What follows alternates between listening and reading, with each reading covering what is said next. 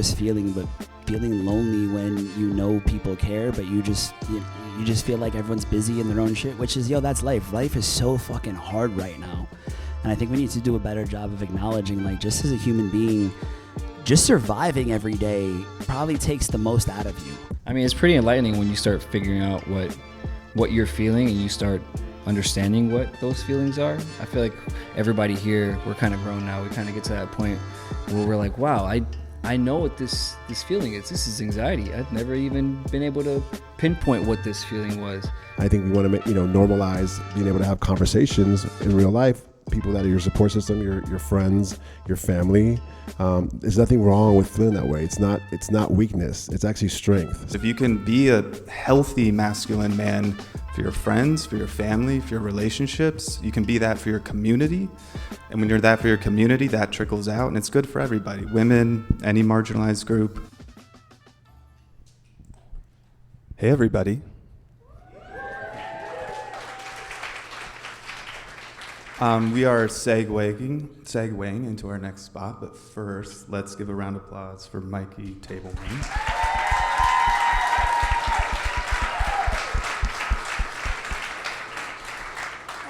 Mikey brings a truth and a vulnerability and honesty to every performance, but also every friendship, every relationship, and I'm very lucky to call myself one of his friends and be part of A Mind's Pursuit. And this is the podcast that we dropped last week, our first episode, called Conversation with the Boys. It's about men's mental health.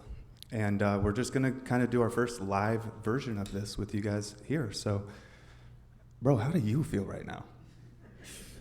Fucking exhausted.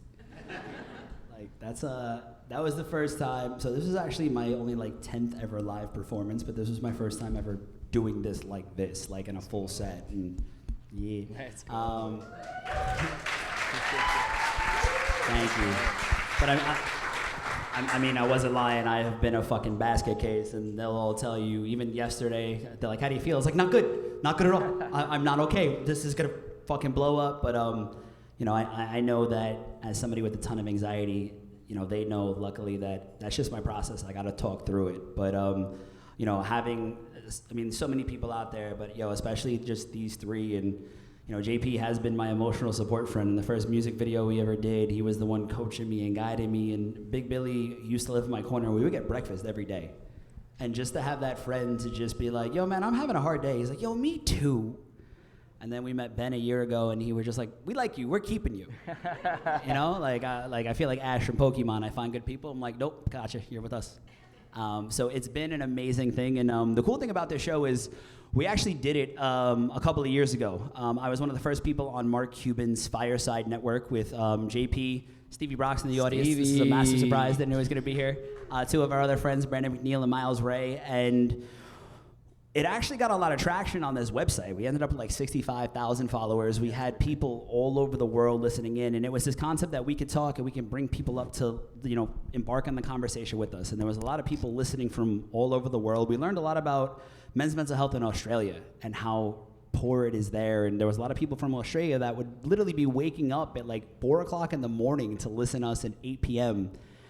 Just to be like, yo, I just need to feel part of the guys, and how do I have these conversations? And it just didn't work with all of our schedules and everybody living in different places and things like that. So, this past year, me and JP were talking about it. We brought it to Billy and Ben, and they were like, yo, let's fucking do it. And Billy was so on board, and Ben took the reins. And, all of this looks amazing because Ben shoots it, edits it, visualizes it, and, it's because of you that this show really exists. He's a wizard. So thank you, brother. But, the first episode has been out, but how do you guys feel about it? I know we're trying to, you all just heard my story. Yeah. What about on your end? Well, I'm anxious for you. Watching you do your thing gives me nerves, you know what I'm saying? Because we kind of all living vicariously through you, and we're all here because of you, you know what I mean? And we have all, the knowledge of knowing that you're going to be exactly what we think you are, but it's hard for you to see it. I know it's hard for you to see it, but we see it. So that's why we're super calm coming into this. We're like, yeah, dude, you got this. He's got it. Yeah, you got this in the bag. It's It's barbecue chicken, bro. It's barbecue chicken. That's my favorite. I don't know what that was. Oh my God. Yeah. I knew you would kill it. I was back there like, what if I forget to press the fucking space bar on the thing? I was worried about me. You did great. Okay. So, Hey guys. Hey. I don't know what's going on out there, but we'll keep it here. So the purpose of this is for men's mental health. And if you haven't watched the first episode, scan the QR code, subscribe. But we're trying to normalize conversations. We're trying to normalize the fact that men can have these conversations with, it doesn't have to be your best friends. So it's the four of us every week, and we sit with two other people that are brand new to the group. And we get really deep on things that most men would never actually talk about. Yeah. And we've had some, there's 10 episodes coming out, and there has been some incredible moments of people just really letting guard down and being vulnerable. And we always leave there feeling so much better, and we're excited for everybody to see what we're doing, because we really need to make a difference in this world, because men just know how to feel anger. Yeah. And that's a big thing we're trying to change. I know I'm always angry. Just kidding. No, but seriously, like I said earlier, guys, we're trying to change the stigma around mental health, and it's very important, like I said, because that toxic side of it. I know there's a lot of people that maybe follow some of those guys out there. Look, I understand it, I get it, but at the same time, it's like you don't have to always be angry, and whenever you're feeling any kind of anxiety, you don't have to hold it down and keep pushing it down further, because that's when you explode. I think we want to normalize being able to have conversations in real life.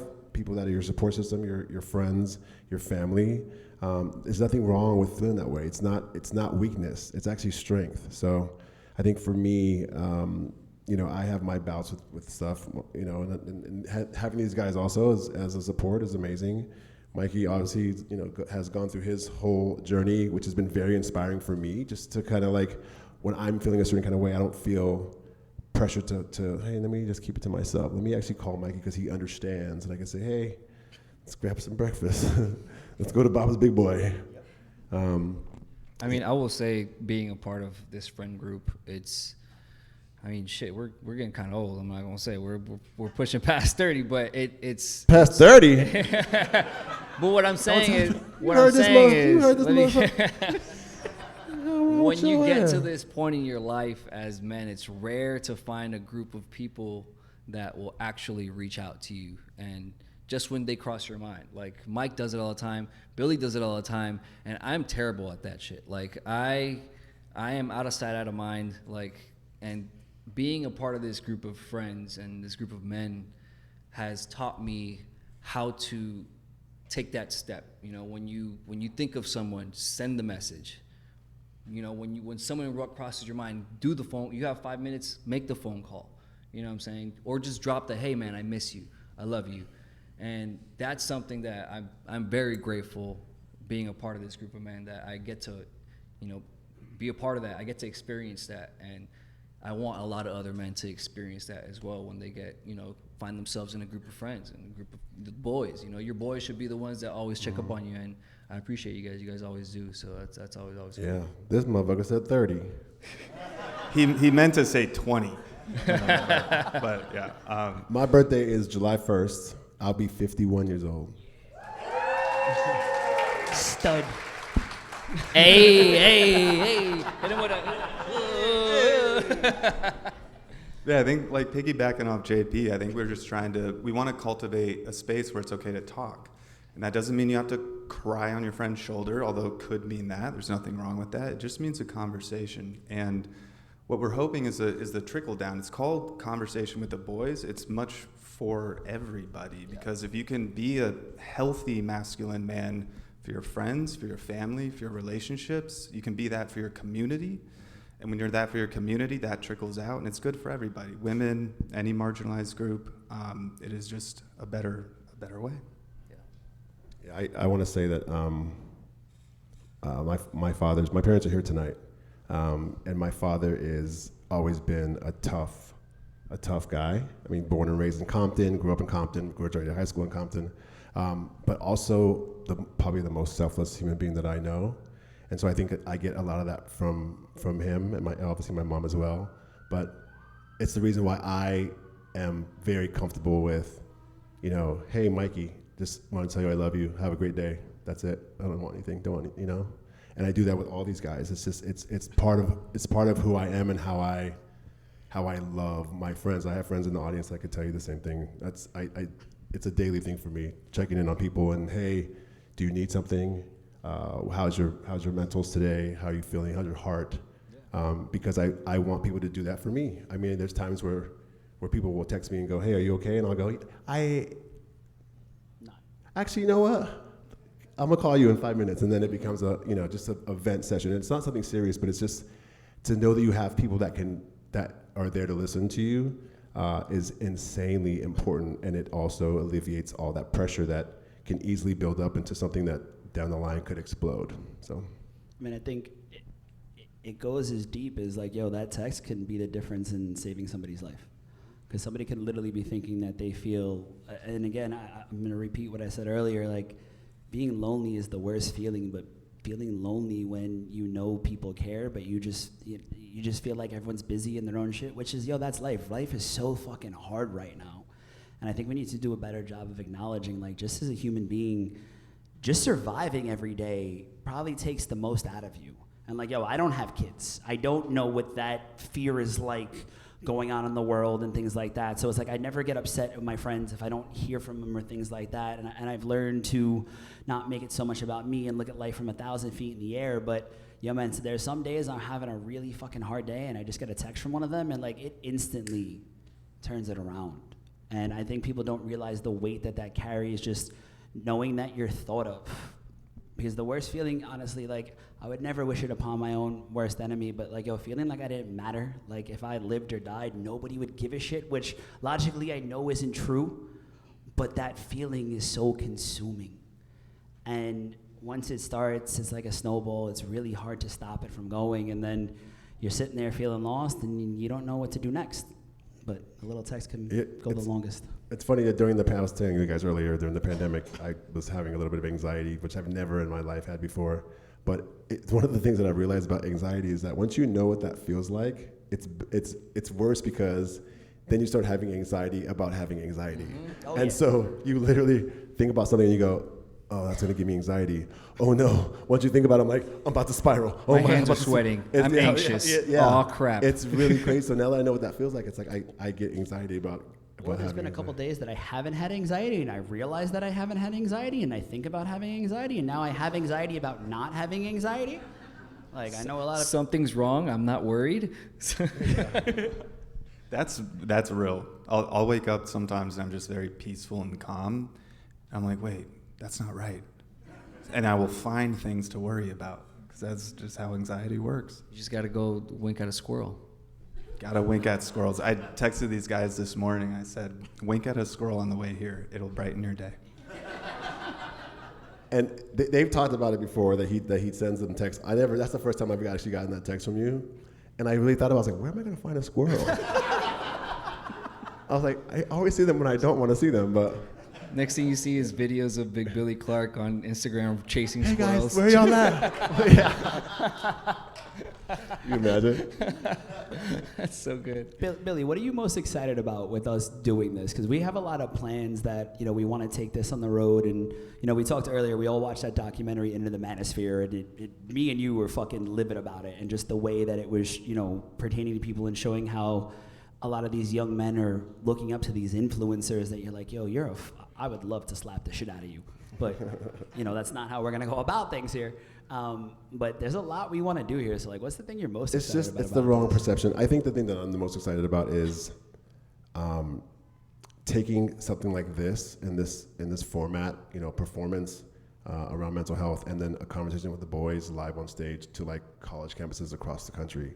I think that would be very impactful, and I think it's so needed because, if you have all these other organizations, we won't say any names, popping up at college campuses, let's do something that's meaningful and that's, people need this, We love maxing. Yeah, yeah. As the kids say. Yeah, we're love maxing. But I mean, if you look at that graph that was on the wall, 80% of suicides are male-related. Between 24 and 48, that's the highest rate of death in males is suicide, right? So, and like I said, it doesn't just start there. So it's the things that, kids are leaving college, like, I don't know what to do with myself. They feel lost in the transitions and things like that, where it's like, if we want to change a stigma, we got to change it where it starts, right? So we got to go back. Like, we need to talk with us, but we need to talk to the younger generation. I mean, one of the projects that we have coming out, and the next thing is I wrote a kid's book called Little Mikey in the World, where we want to help kids identify anxiety and depression at a younger age, because I still haven't used the fucking Pythagorean theorem for shit. It would have been great if somebody would have taught me that in fucking health class. Like, just how to meditate, how to remove myself from a situation, how to really figure out what my feelings were, and just, and how to describe them. Because, like, I ran into so many of my issues because I didn't know how to explain what was going on to me, and that was so fucking frustrating. Yeah. I mean, it's pretty enlightening when you start figuring out what you're feeling and you start understanding what those feelings are. I feel like everybody here, we're kind of grown now. We kind of get to that point where we're like, wow, I know what this feeling is. This is anxiety. I've never even been able to pinpoint what this feeling was. And gone now that you know what these feelings are, is like you're constantly thinking about, oh, my hands are sweating. I'm anxious. I'm either anxious or I'm excited. Which one is it? You know what I mean? Well, it's the same emotion. Exactly. That's the thing, is like, what people don't realize is that excitement and anxiety actually triggers the same sensors in your brain. Mm-hmm. So it's just how you're relating to it. The great thing is being able to identify those things and being able to figure out how to work through them. And that's a whole other process in itself, to understand internally what it is and what will calm that. Because, I think everyone in here, whether they want to admit it or not, has triggers. There's certain things that will trigger people. Of course. And so it's even me being as happy as I am all the time. I mean, someone might say something and I'm like, just like what you said earlier about being, you said 30, I'm like, that was a trigger. Like, I hope I look like you went on 51, bro. What do you mean? I'll take it.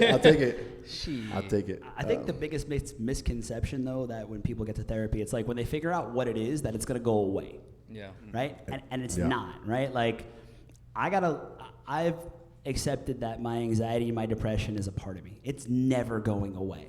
So I'm going to befriend those monsters, because the more I learn about it, the more I'm able to navigate it when it happens. So now if I have a depressive episode, it's not putting me on my ass for a month. Yeah. I might have to be like, yo, today, Jay, there's been plenty of times where we have scheduled to go shoot content or go do music, and I'm like, yo, man, I don't have it today. I can't. And luckily you're so understanding to be like, hey, I get it. And, people need to be more understanding, because if someone's like, yo, I just can't come, don't fucking guilt somebody into coming to your birthday party where there's 80 other fucking people there. Like, literally, like, to be like, my mental health is shit is a valid fucking excuse to not show up somewhere. Yeah. Realistically. Agreed. Agreed. Yeah, I agree. No, too. I think it's about especially for the younger generation. It's what I'm excited about, is cultivating experiences like this, where if you are feeling down, instead of doing this, you can do this and this, and you can talk to people, communicate, just create. I mean, there's a quote that you said in one of our podcasts, is sometimes you just want to be human with other humans. Mm-hmm. Yeah. Which I love, by the way. Yeah, I probably bring that up too much. My mother's in the audience. I've talked her ear off about this shit, but it's it's like if you go back, it's campfires and stories. The only reason humans have come as far as we have is because we're a community. It's because we work well together. That's when we progress.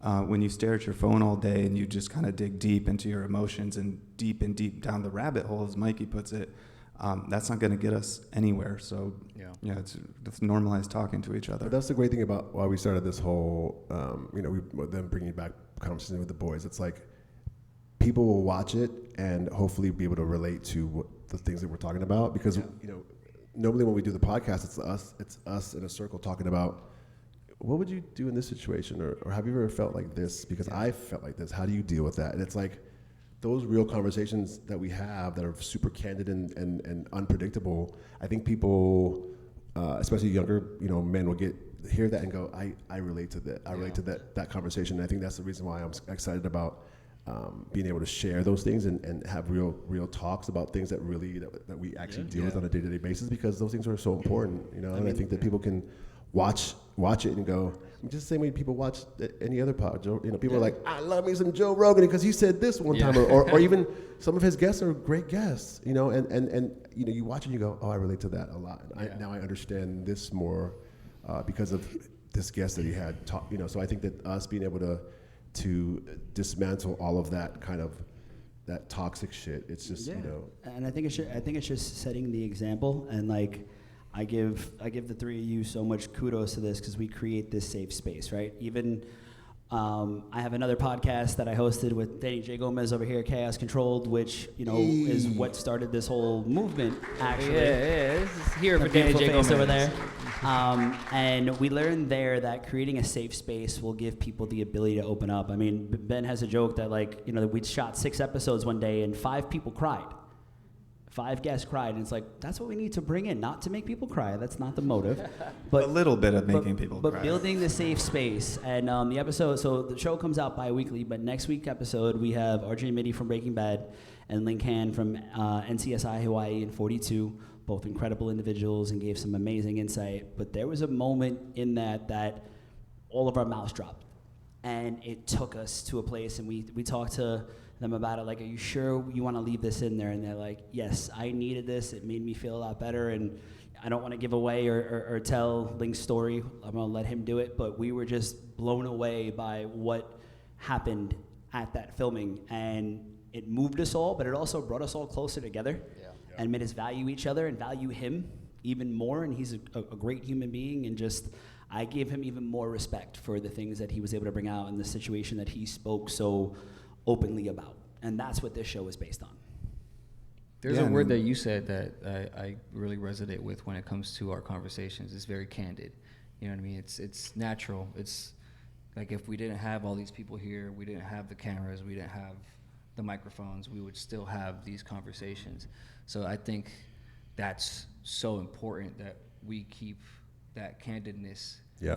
We keep our rawness, we keep our individuality and who we are, and we're able to portray that and do that freely with a group of people. And hopefully, knock on wood, everything goes as planned. We're at colleges starting chapters of conversation with the boys where we could get all these young men into groups where they can also talk about their feelings, and then that can grow into something for the girls and something for the mothers, and make it's the vision is a lot bigger than just combo with the boys.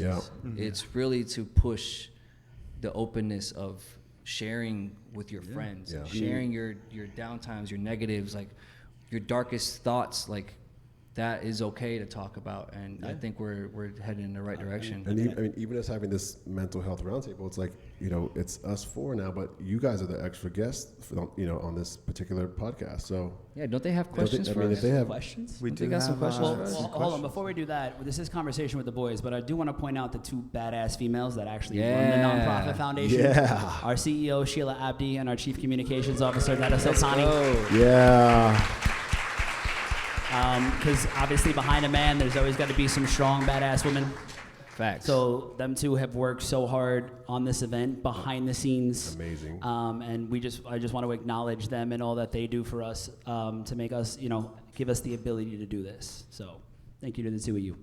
Facts. So yeah, we do. I think we wanted, obviously. Open up the floor? Yeah, let's open up the floor. I know we have. Sometimes as a man, it's hard to ask the question, so that's why we had the suggestion box in the back, and I believe we have Nessa Wilson, who's also a member of the Minds Pursuit team. Hello, everyone. So I've got some of the questions that were put in the question box at the back. Thank you for contributing for that. We will also go around the room. Anyone who would like to stand up, have a question, I will fly the mic to you. So, does anyone want to start off with a question to start with? We do have one in the back. Flying it in. Flying it in. Hi. So my question for you is, I know this is conversation with the boys, and I've heard it said that like when women connect, they look at each other, and when men connect, they look at something, like you're watching. And so do you find that in having this new ability where it seems like you're looking at each other, you're asking deep questions? I've only been a woman, that's how we connect. Do you find that you have learned some of this from your female relationships? I know Mikey and JP have a lot of really intimate relationships with women. Do you feel like that's helped you in conversations with the boys? Yeah, absolutely. I mean, I'm very fortunate enough that I have, Shay Carter's a very good friend of mine, and we've had some great conversations about life. Me and my girlfriend have, it's incredible that my girlfriend has become such a safe space for me, that I can just sit with her. And like I said, I had a breakdown the other night where I literally just sat in her arms and fucking cried and just told her all the things that I was holding in. So I really think having those ability to connect to women more. I mean, me and my mother have such a great relationship. I can talk to her about anything now. So the fact that I'm able to have those with them allows me to have that vulnerability and let that guard down to then share that with everybody up here. Yeah, I feel like to piggyback on that, I also have a very strong relationship with my mother, and I am a single boy in a family of 3 women and a single mother, so I've only known how to cohabitate with women, to live with women and be around women and how to understand them. And Shay says it correctly, women are very intentional when they speak to people, and it's all about eye contact and giving people their attention. And I feel like that's something that we've never lacked on in this group of friends. Like whenever any of us speak, it's like, okay, Ben's speaking, Billy is speaking, let's listen and let's not react or anything. Let's just listen to what they're saying and then take it in and then respond accordingly. So I think that's something that we do really, really good on. Yeah, I feel like when I talk to the guys, I try my best to make eye contact with them, and because I don't want them to feel a type of way. But no, that's a really good point, and I think, and that should be talked about more. And I think we discussed it on the podcast sometime. There's so many masculine traits, healthy masculine traits that we very much get from women. And the women we grow up with, the women that we're in relationships with, our friends, it's that connection is fundamental to being a healthy man, and I hope to be a healthy woman too. Maybe we do something right. I don't know. I mean, listen, women, you are 100% the stronger sex. I have zero problem absolutely admitting that. So all that we can, bow down. All that we can learn from you. I want to acknowledge Shay Carter, who just asked the question. She has an incredible foundation called Women of Tomorrow that teaches women's rights, and she's somebody that we plan to partner with in the future to do these crossover conversations, because a lot of men's mental health is being able to connect emotionally with women. That would help a lot of romantic relationships specifically, but then just other colleague relationships, work relationships, and things like that, to just kind of make the world a better place that we can communicate more and talk more. Amen. Amen. Next question. Awesome. I think I want to read one out. Can everyone hear me on this mic, or should I switch it? Switch it. Okay, we do have one that was written in by Wonder Woman. It says, "Hi, as an emotionally attuned woman, I struggle with communicating with my father, who doesn't believe or like to talk about his emotions/feelings at all. He usually feels personally attacked, doesn't want a therapy session. I just want to connect. Any advice?" That's a good one. Who wants to set it off? Yeah, I don't know where to start. I think a lot of that is just creating a space. It's asking, but then, I do this a lot with conversations that I have, or when, if one of them call me like, yo, I'm going through some shit, it's like, do you want my advice, or do you just need a space? Because sometimes as a man, like, yo, I just need a space to get it out. And I just need to be able to know that you are giving me a safe space where if I go, yo, this fucking sucks, I want to kill myself, I know I have a history of that. So I don't want you to sit and think I'm actually going to do it. You're just going to give me the safe space to know that I'm just venting. And I think that's what a lot of men really need, is like we bottle it up. We just need to get it out. And the more you force that conversation, the harder it becomes. It's something that you got to kind of nurture, and you breadcrumb little by little. And then when they give the space, it's just you let them speak, and no judgment, and just how does that make you feel? And honestly, whatever anybody's feeling, to them it's valid. Yeah. So to tell them, well, I don't agree with that, or I don't think that's right, they're immediately going to shut down because you're invalidating their feelings, and then why are they going to want to open up? And I think once that person feels that comfort or that safe space to open up a little bit, just crack the door open a little bit, I think that feeling that they will get, that they're able to even give you a hint of that, which should make them feel comfortable to hopefully, let out more, but. Yeah, and I think it's also about a context of that connection. You can't force people to open up in the way that you might want them to open up, but you can connect with them in different ways. And like when I was drinking and I was battling depression pretty hard, I would not want to talk to a lot of people about what I was going through. But if someone was like, "Hey, do you want to talk about cameras or filmmaking?" I'd be like, "Oh yeah, fuck yeah, what's going on?" I could riff for hours with that. Now, is that emotional or vulnerable? Not really, but it helped me. It was a form of communication, and that can have a trickle-down effect to get that person comfortable to maybe eventually open up a little bit more. So that's actually really great. I actually really like that approach. I'm gonna try that. Maybe we should start a podcast. Yeah, I love that approach. That actually is really good. Like I think that's like that's whoever had that question. That's The best advice. that's the one that I'm like advice. That's that'll why I work. use the brains. Yeah, true. What else we got? Before I jump into another question written down, does anyone else have a question they would like to stand up and ask? Over here, flying it in. So you guys, we all have busy schedules. You guys are extremely busy. You now have multiple podcasts, shows, work. How do you carve out time? Do you, especially in the beginning, until you get comfortable with it, do you like say 9 o'clock at night, I'm going to take 15 minutes, write some things down, or take a break from the world? How do you find the space to then create it going forward? You schedule it. Not even kidding. I schedule days off. I schedule days where it's like I've got this, and this. All right, on Saturday, I'm doing nothing, and then I tell my girlfriend, "Yo, hold me accountable. Like we're doing nothing that day, right? Don't let me sit in front of the computer. Don't let me open it up." For me, it is really scheduling it. Honestly, because if you don't, like, there's a lot of times I keep working and then I burn out and then I have to do it. So if you get to the point where you feel like you have to take a day, don't be afraid to cancel on it. And honestly, when you start doing that, people become very understanding and accepting of it. Or if I'm like, I just don't got it today, they're really cool about it. And if they're not, maybe not the people you want to be around. But to answer your question specifically is I do schedule. I schedule days off. I schedule hours. I schedule naps. Yeah. Also, I feel like listening to your body. You know what I mean? Like listening to yourself. When you feel tired, dude, like that's your body telling you something. You need to take a step back. You know what I mean? You need to take a second to breathe.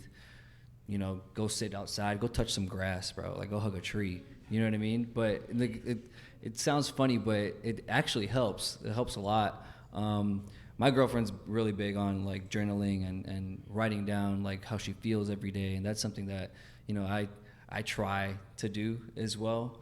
But it's definitely a practice that I feel like everybody should do as well. Is write it down, put it on paper, or just say it out loud and go outside, scream. I think there's been times where like my partner's been frustrated. I just be like, just scream, hit a pillow, punch a pillow, like let it out, get it out, feel what you feel, acknowledge what you're feeling, and then move past it and move forward and understand that it's going to get better. Everything's going to get better because you're going to get through it. I think for me, because my schedule's kind of all over the place. These guys know, but I manage talent, and so it's a 24-hour job, and I get calls at 2 in the morning, 3 in the morning, 4 in the morning. Like I have an idea, and if I don't answer, it's like you didn't answer the phone at 3 in the morning. I had an idea. I'm like, what? Relax, Michael Jackson. Yeah. And so I think for me, what's worked for me, honestly, is it took a lot for me to set boundaries, because I always feel like if I did that, it would be like, what? You can't talk for the next 2 hours? You're fired. It's like that's what you think's gonna happen. Yeah. But it took me a long time, I'm telling, like years, to actually get the balls to like set boundaries with my clients. And when I finally did that, they understood. I'm like, I'm not available to talk until tomorrow morning. Okay, what time? And I'm like, the fuck? But now that it's working, the boundaries are working. It gives me time to like really reset and decompress and have the time to not stress out. I think in the morning also, I get up in the morning super early and I try to go work out and get that out of the way before my day gets crazy. And all my artists know that. So if it's important, they'll still bother me during my working my gym hours. But at least they know, okay, well, it's important, and he's working out. Well, he'll take my, But that's been helpful for me. So I think it's just a matter of scheduling the time that works best for you and your schedule, and So I mean, you can't fill anybody else's cup unless your cup is full. Amen. I also think though when you're scheduling time, because like if you're just like I'm gonna schedule time off, it's very easy to have something come up and like, oh fuck it, I'm just sitting here, I'm gonna answer it. For me, and I'm gonna shamelessly shout this out, I'm gonna keep doing it until I get a sponsorship. Legos. I buy myself a Lego. Legos are more expensive than the drugs were. Like straight up, it's fucking like they're expensive as fuck. But it's so good for my mental health. But I'll buy a Lego set, and then if I'm scheduling time to myself, I just sit and do that Lego set, and I'm able to shut off. Or I go to I love movies and TV. So I'll pick a show that I've really been waiting to watch, or a movie that I've really wanted to go see in the theaters. That way, it's like if I'm scheduling time off, I'm making sure that nothing is going to interrupt that, because my mind is constantly going. I am one of the people that calls Billy with like, yo, I got an idea, which I know not to do at 3 o'clock in the morning. He can do it. He's on my exception list on my phone. I know. But when you're scheduling time off, having something that is going to fill your cup up, like JP said, and that you're going to enjoy doing, and you're not going to strive from to go back and do work. Because I feel like a lot of us out here, this hustle culture, it's like, I love to work. I love to be productive. I love to get shit done. I love to be creative. But if I don't take a break, that's how you burn out. Yeah, I would agree with all that. I would just add on boundaries, super important. And to remind yourself, they are not for other people, they are for you. You don't have to communicate your boundaries. You don't have to let people know what your boundaries are. You just need to hold them, you have to be responsible for your boundaries. And then I would say there's a deep profundity in being bored. We should all be bored more often. We are so used, especially when you work as much as we all work, that translates. So even don't have to, that's going in and out, huh? Even when you don't have to work, you find a need to still have to do things all the time. I think we just need to settle in with being bored. Like JP said, touch grass. And you should touch grass more. Like sit in nature, just meditate. Be okay with having nothing to do for a bit. That's going to calm your nervous system. Wink at some squirrels. I think we got time for one more question. And anybody who wrote down questions, if we didn't get to it here, we do plan on having a podcast episode where we will get to all the questions. There will be social media platforms that we do answer these questions in some of our content. Does anyone have a question in the audience before I go to the secret box? No? Okay. All right, so we have another one from another Wonder Woman. If you see a friend or family member going through a hard time, how is the best way to support them and let them know you are there without overstepping or being annoying?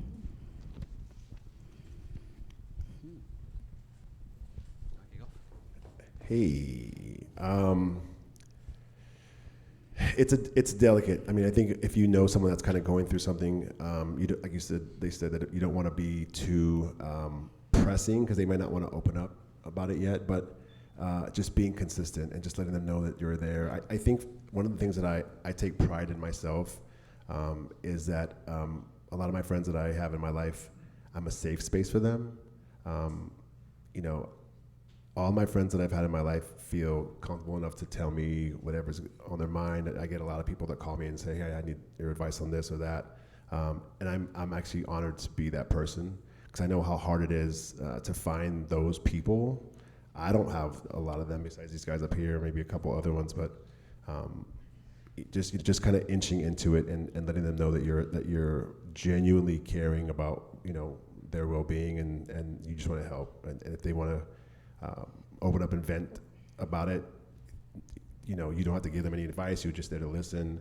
I think that will give them the space to just at least want to just get it off their chest. And then from there you can kind of would you like my advice? Would you like my thoughts on this? And they may go, no, I don't. I just wanted to get it off my chest. That's happened a lot for me as well too. I think it's just, we all have, and I can say this, but I'm the biggest culprit of it. I've always had my phone in my hand, it's going off. But like, if you're with somebody and you can see they're going through a hard time, just be present. Like that alone, and them feeling like they have your attention, that's what creates the safe space. Giving somebody the present, the respect, the acknowledgement that they're a human being having a hard time, their feelings are valid, I understand that, and I'm here for you, and whatever you need, that presence is gonna go the longest way. And I think we all need to do better of it. I know I especially need to do better of it. But even if you're busy, we're all human beings having a human experience, and valuing another human being is probably the thing that's most important in this world. So just giving them the respect and the time and the space. I think everybody wants to be seen or feel seen. And I think that even when I'm, going through something or in a bad mood, on the outside, I'm like, don't talk to me. I want to be by myself. I want to be alone. I want to isolate. But when someone does genuinely make the effort to go, what's going on? Are you okay? Like, you want to talk? And I'm like, oh, someone actually cares. Yeah. It's that silly sometimes. It's just having someone that I just feel seen, It's kind of what Ben said earlier. It's you kind of breadcrumb, like it's not texting them every single day. It's when they cross your mind, hey, I miss you. I hope you're doing okay. I'm here for you if you want to talk. No response is okay. You know what I'm saying? I deal with this with my family sometimes a lot, where we go through periods of time where we don't speak, and then it takes one of us to just, when we're thinking of them, just send the one text to say, hey, thinking of you, love you, hope you're okay, call me whenever you need. That's it. Leave it at that. I probably won't hear from them for another 7 days, but when I do hear from them, it's an immediate like, hey, so what's up? How you been? What do you want to talk about? How's your week? How's everything been? Questions and showing someone that you're available goes a long way. You don't have to harp on them. It has to be low maintenance almost to a certain extent, to where it's like, they know you're there, you have to leave it up to them. You know what I'm saying? They have to want to get better. They have to want to talk to you and get it off their chest. But they also have to know that you're available for them. And making yourself available, I think availability is the big thing. Make yourself available for those people when they do make that call, when they do make that text, and then when they cross your mind, just send the reminder, hey, I'm here for you. I love you. Have a good day. Go wink at a squirrel. Yeah. Yeah, I think humans going through stuff with addiction, depression, whatever it might be, think of them like deer. They will scatter really fucking quick if you come on a little too strong. Yeah. So instead of like, you have a drinking problem, or like, you've been depressed lately, do you want to talk about it? It's there's a nuance in just like, hey, I get the sense that you might be going through some things, and I just want to let you know that I am here for you in whatever capacity you might need me. But yeah, availability and what Billy said, being seen, being noticed, people, that goes a long way with people. And just letting them know, hey, I see you, I feel you, and I'm here for you. And sometimes that goes, like, it's all you need. Yeah. Man, I love you boys. I love you guys too. Love you guys too. Conversation with the boys really has something that is near and dear to my heart, and there's days where I really feel like shit and I don't want to show up, and then we get there and I'm like, man, I'm so grateful that I get to see my friends. So I really am so grateful for the three of you up here. A couple other people to acknowledge. Obviously, this is a big production, and we've done 3 events in the last month. I'm fucking tired. But there's been a lot of people that have been part of this. First off, for me, Jerry Lang and Nate Sounds, who are the 2 people that produced the album, who were like, you have this crazy idea, let's do it, when I had no business fucking doing it. But I'm so grateful that they did. Jerry was an incredible key player. Nate was the first person. Nate was the first person to really be like, yo, let's do this. It's my good friend Chris Kim back there, who is the one who came in and set up all of these lights, all the tech, was here for hours, plugging in everything. Kevin and Eric on sound and all the lighting, Myron Batza, who has been one of my partners in crime, and we've done so many incredible events together, who oversaw this whole event. It takes a huge team to make this all happen, and I am beyond grateful that all these people have bought into my crazy idea of a Mind's Pursuit.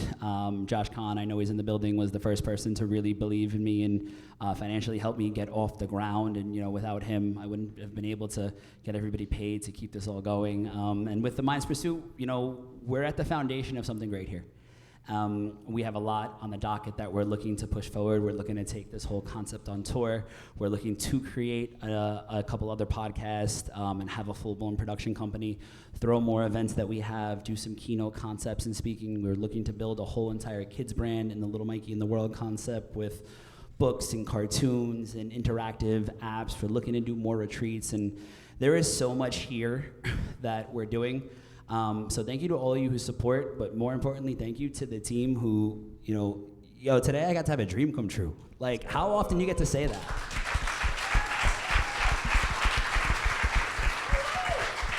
Right?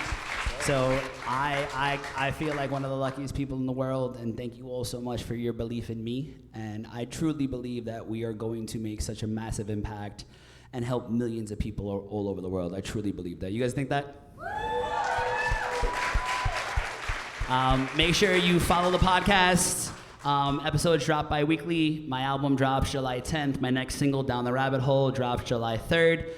The book comes out July 28th. There are pre-copies of the book back there. Please help. I'm a starving artist. And thank you all so much for coming out and being part of Unspoken. We really appreciate you and your time. We love you all. Thank you guys so much. CWTB, boy. Thank you guys so much. Thank you, guys.